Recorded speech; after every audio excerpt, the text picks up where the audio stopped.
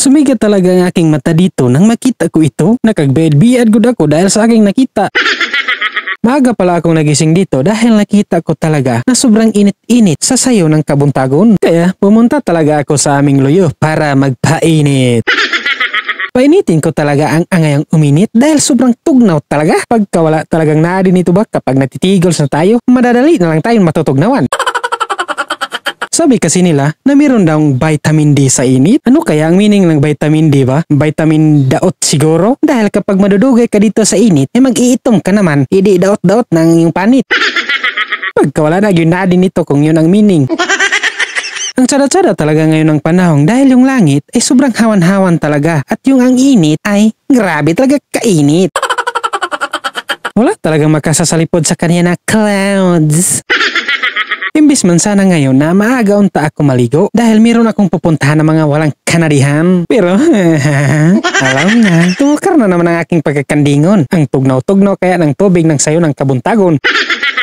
Yung tubig kasi ay mukhang nangungusnit kapag sayo tayo maligo sa kabuntagon ba? Meron pang ang panahon na kapag maligo ako sa sayo ng kabuntagon ay gusto ko talaga lalagyan nakin ng ininit para hindi talaga gaano katugnaw ba? Para hindi tumukar ang ating pagkakandingon. Hindi sana dinisinyo ang tubig na tugnaw ba? Para hindi tayo kandingon. Nahihirapan talaga ako sa kalisod basta tumukar na yung aking pagkakandingon. Ay hindi talaga ako nagpapakita sa tubig oy. Sa mga orasin na ito, habang nagpapainit ako dito, ay meron akong napansin na nagpula-pula doon na binitay sa saging. Kaya excited talaga ako dito para makita kung ano kaya ang sulod nito. Ginaganahan talaga ako dito dahil mukhang panghamulo ang sulod nito. Awa na ito ngayon. Mabubusyad na naman nga nitong nakugtian. Hindi na rin ako dito nagpalangan-langan, akin na rin itong kinuha dahil makita manggid ito na akin ngayon kung ano kaya ang sulod nito at ang akin itong matanaw ay nakita ko talaga na binaki manday ito. Nako, sobrang dako talaga aking ngisi dito dahil upat pagid kabuok na mga binaki. Siya nga pala ha, sa mga hindi nakailan ng binaki, problema nyo na yan. Bahala kayo sa buhay nyo. At sa mga orasin na ito, nang makita ko na panghamol o manday ang sulod ng silupin na pula, nagdali-dali talaga ako dito na sumulod na sa aming balay dahil titimplahan ko ito ng kape. Nagkuha na rin ako dito ng baso at kutsara. Pagkatapos, nilagyan ko na rin ito ng sugarin. Tinatlo ko talaga ang aking nilagay dito na sugarin para talaga lami-lami talaga ba para magka-diabetes tayo. Syaro, hindi tayo lamigaso nito.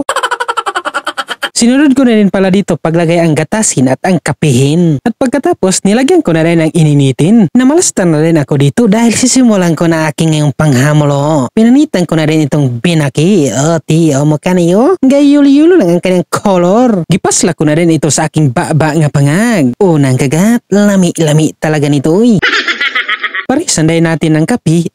Ang sarap-sarap talaga ng kanyang kombinasyon. Pwede talaga hindi na mamahaw kapag ganito ang iyong ipanghamuloy. Kapag mirong ka nito, mabubusog ka na talaga. Tsada-tsada din talaga nito kainin kapag nagda-diet ka para hindi na talaga dumako pa ng maayo ang iyong tiyanin ba.